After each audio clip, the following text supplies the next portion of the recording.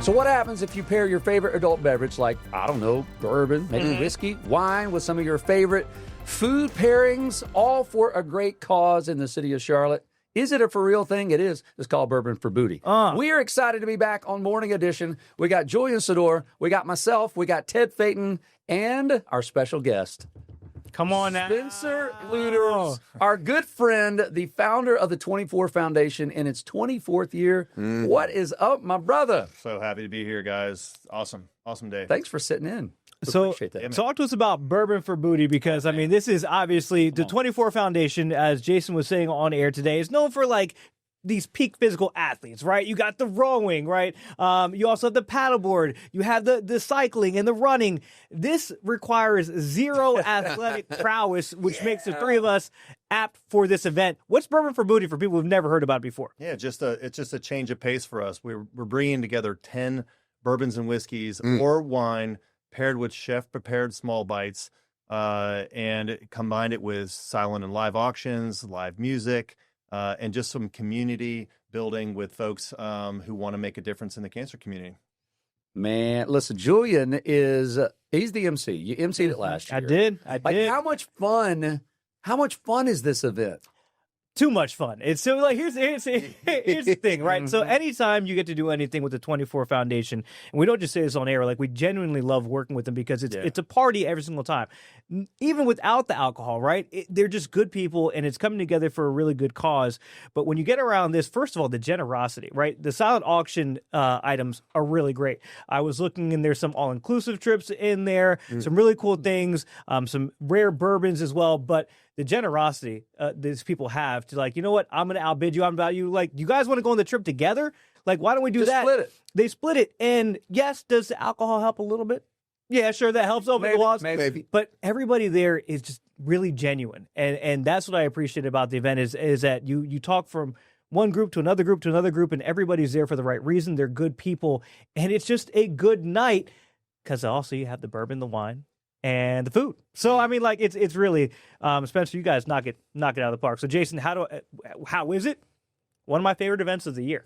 That's how it is. It sounds like it, Spencer. I'm gonna hold this up right here because this is come on now, out of Matthews, North Carolina, a local distiller. We've had them on the show quite a bit, Oaklore. And so I'm not going to talk too much about the Spencer. You know more than I do, but you don't have to be a bourbon or whiskey connoisseur aficionado. You can be a beginner. Maybe you had one smoked old fashioned somewhere at a restaurant. You're like, I kind of want to get into that. That's what I think is cool about this is you can learn more through the process of the different ones you guys are going to show, right?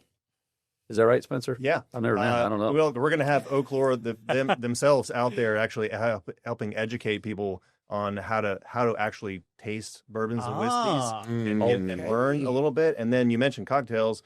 We're also going to have 3 specialty cocktails out there as well. Come on. So nice. A whole bunch of stuff happening that evening.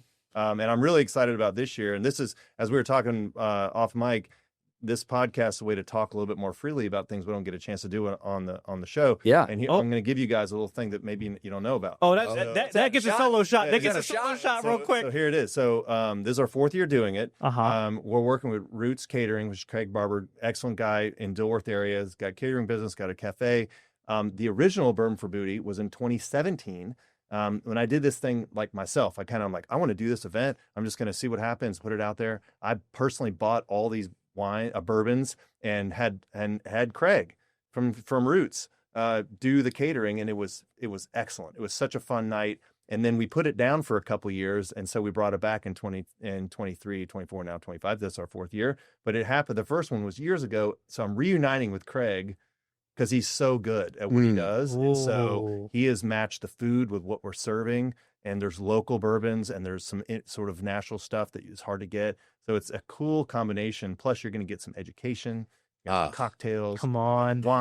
It's just a super fun night. But I'm excited about this year in particular. Say less. I was going to say, Spencer, I imagine you get a lot of invites when you carry that bourbon around with you. You're welcome anytime when you have the bourbon. But speaking on that education piece, and I know some of the other events, whether it's Dam to Dam or 24 hours on the bikes, on the rowers, this seems more like a different type crowd.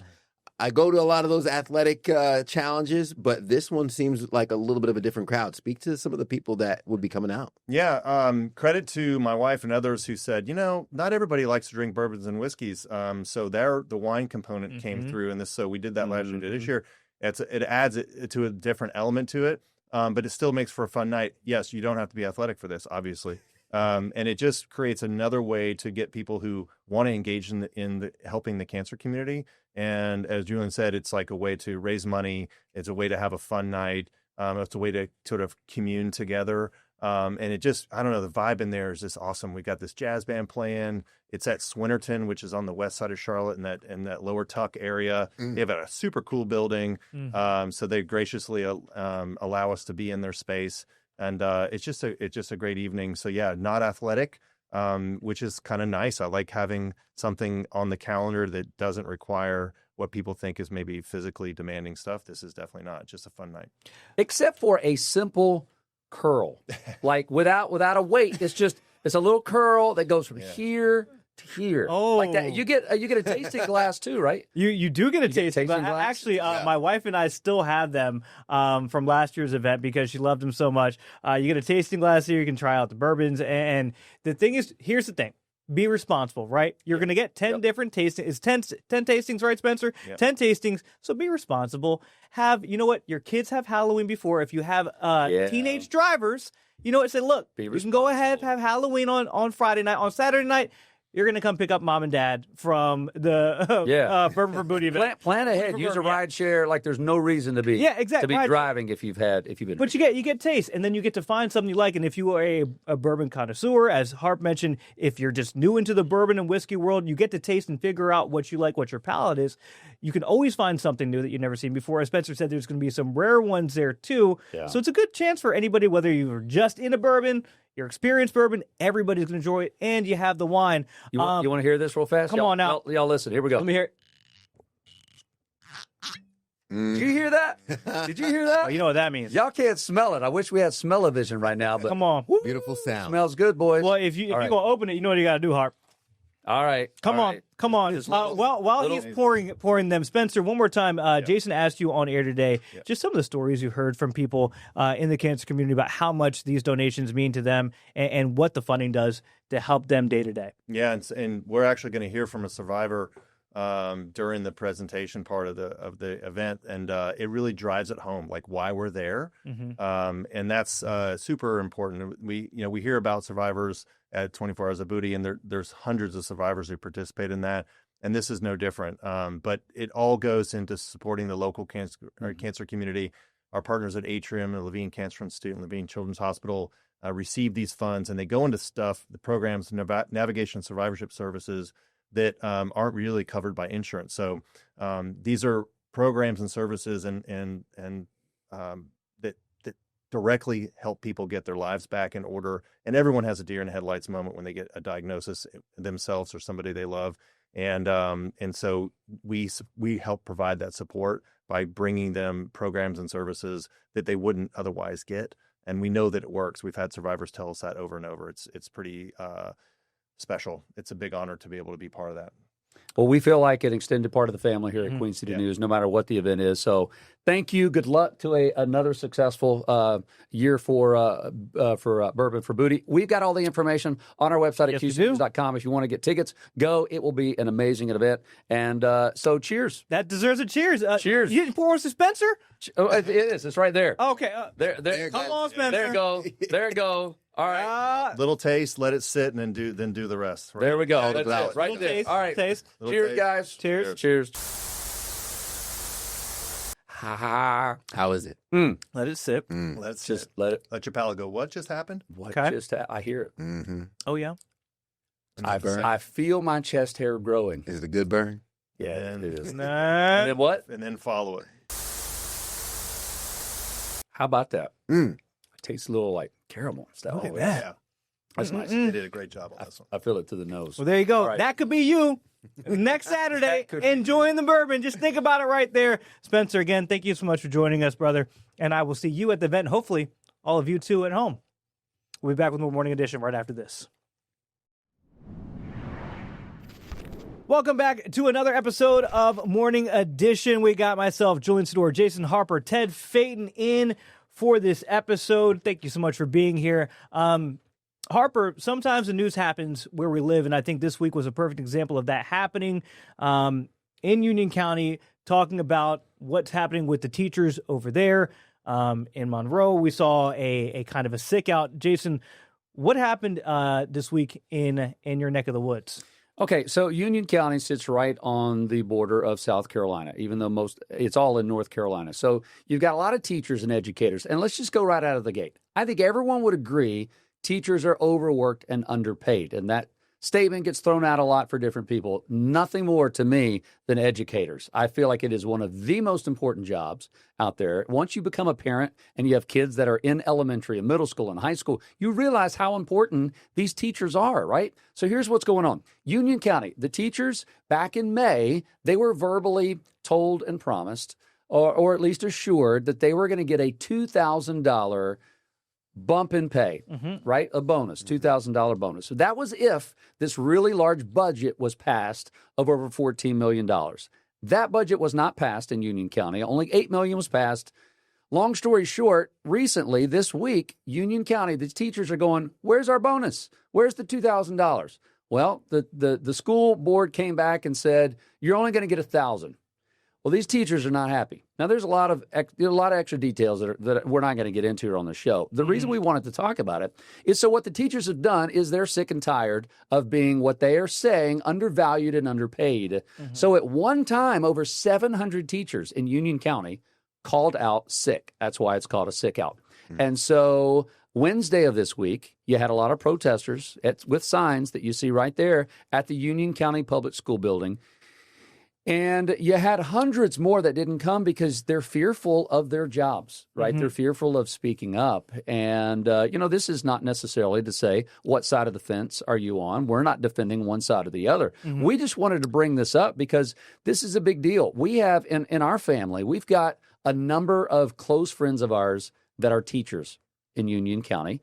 And those three all called out sick yesterday. They're frustrated because for the last couple of years, they've been the highest performing county in the state of North Carolina, yet they come in at like 37th with the amount they get paid. So what's happening is a lot of teachers that are in their early 50s that are wanting to stay till they retire to get their pension, they can't afford it. They're either going across the border to South Carolina, or they're moving to CMS, to Charlotte-Mecklenburg School District, to a larger school district, or they're getting out of it altogether because they're having to find second jobs. They just can't do it anymore. And so I feel for them, and I don't know what's going on at the state level. I don't know why we can't pay teachers more, guys. That's a great point. I do want to add in some of the specifics, not to get too much into the weeds, but just because I know how people are these days where it's a one-stop shop for news. Yeah. So that recommended $1,000 supplemental increase for the board, they're going to vote on that coming up. They've recommended it. Yep. It is a final vote. It's going to come on November 6th for that. As Jason mentioned, UCPS is one of the top districts that we have in the area. Now, here's what UCPS said, because I think it's important to bring their side of things into this, right? They released a statement to Queen City News saying that the staff has and always will continue to advocate for additional pay for teachers and other employees. While we understand that teachers are frustrated, our focus must remain on ensuring that students receive a high-quality education in a safe learning environment every day. We value our teachers and need them in school. We look forward to having our teachers back in class tomorrow. We got that statement yesterday. As far as we have heard, class is back in session today. No disruptions. Teachers are back there. So we have things, I guess, back to normal. The question is, was the point made? I think it was. But it is concerning. I don't know if maybe the carpet came before the horse in this scenario with the payments. But this isn't a problem just in terms of Union County. We have seen this all across North Carolina. We've seen it in South Carolina, where we're talking about paying teachers what they should be paid, and there always seems to be a struggle. I would say too, what accentuates that the discussion is continuous, but it's the backstep of the 2000 to 1000, right? What was expected, and for what a lot of teachers, to echo what you said earlier, Jason, overworked, underpaid, they spend their nights prepping curriculums, working on this, and to feel as though a promise is taken away from, certainly does pull up some emotions, as you could imagine, which to this Sickout, sending that message, as you said, Julian, was it received? Obviously, the discussion's being had, and they're going to be voting on that $1,000. But I feel as though it's the backstep from the 2000 to 1000 that stings even more when you already have the current situation that you're in. And I just, politics, that is not my forte as far as the knowledge of what all happens in Raleigh, right here in North Carolina. So I don't want to step into an arena that I don't know a lot about. Mm-hmm. So I'm just saying that right out of the get-go. All I can say is I don't understand why it's so hard in our state to be able to raise more money for our teachers. I know there's a gazillion things that our state needs to spend money on. I get that, right? I'm not a finance guy, so I'm glad I'm not the one that has to balance the state budget.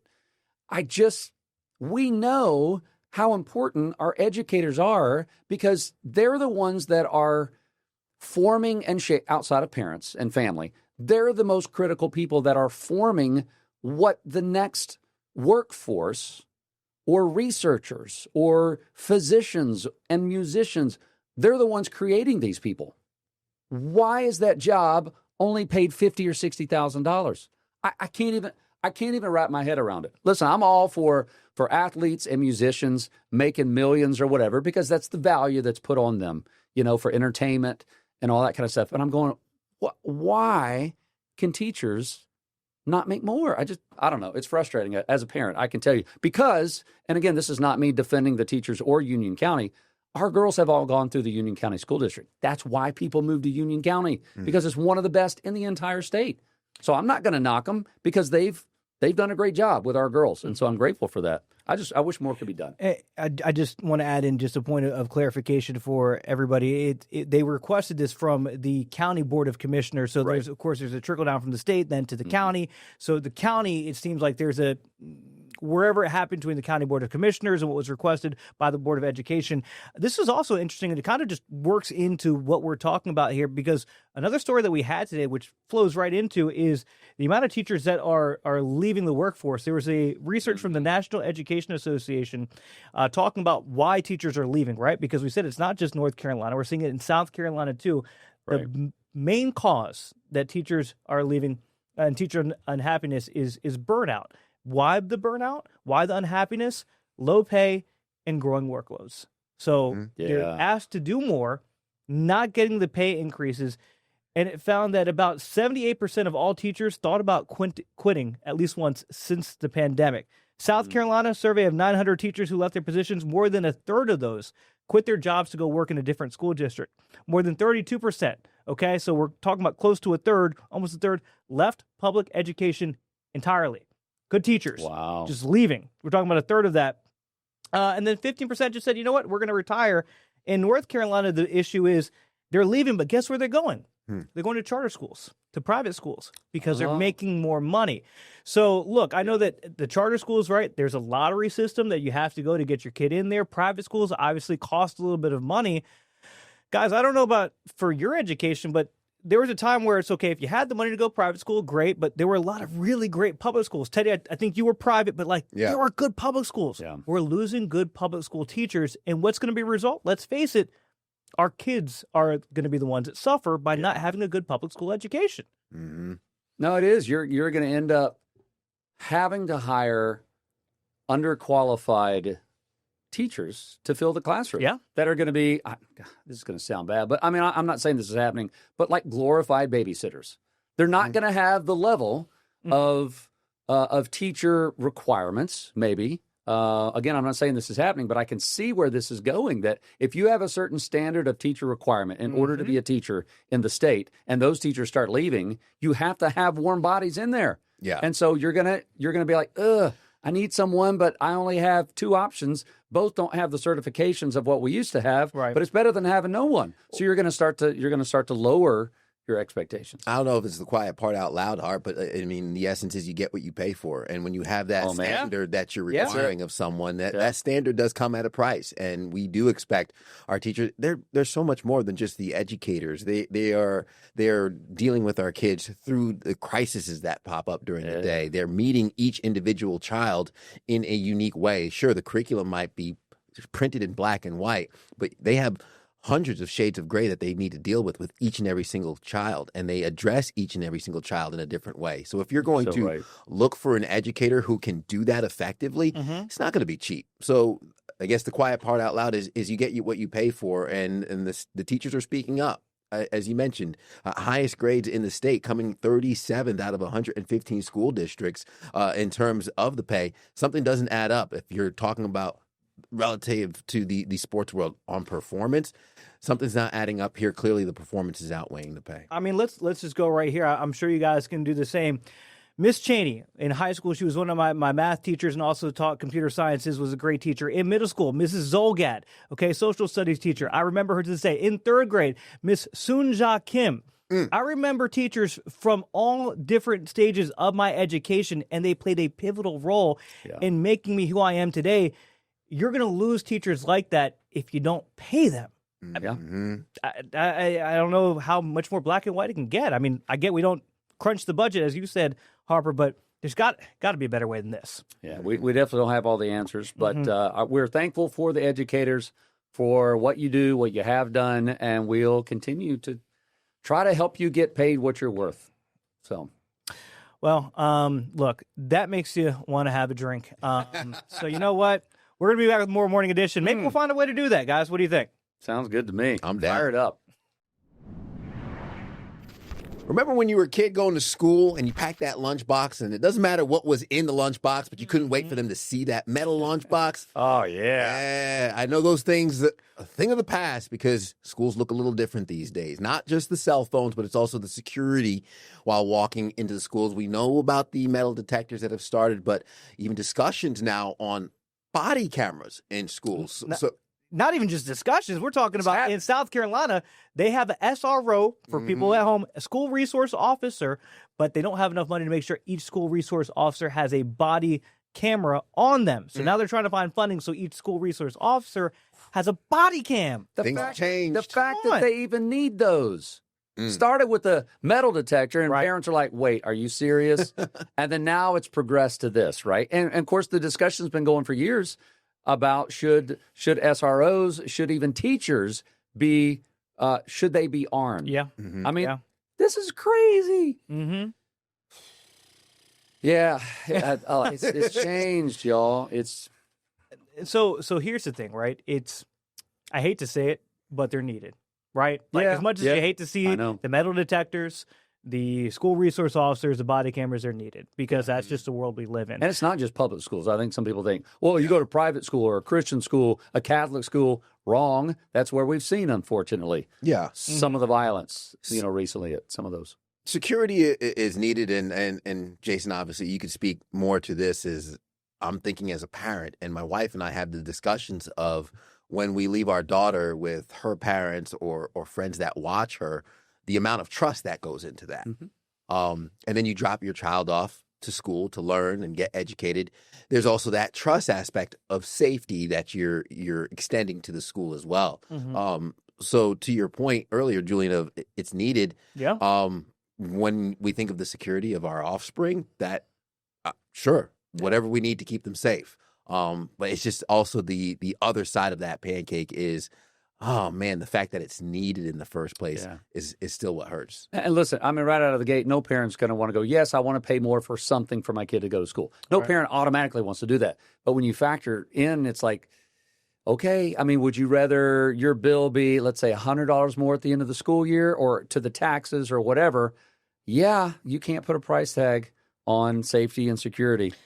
So, I mean, like, it doesn't get more, timely than this. I mean, literally this morning, guys, we read a breaking news story about a blade hidden in a bracelet that was confiscated from an elementary school student in Charlotte-Mecklenburg schools. Come on. See, elementary school at Sharon Elementary had a blade in the latch of her bracelet. So, I mean, a long way away from the metal lunch boxes that we were able to bring in there and just scrap it on the blacktop. Man. Things done changed. No, again, kind of makes me want to have a drink. Have a drink. There we go. That's going to do it for Morning Edition, guys. As always, thank you so much for tuning in. You can catch us here on the app. You can also catch us Monday through Friday, 4 to 10 a.m. on Queen City News. We'll catch you next time.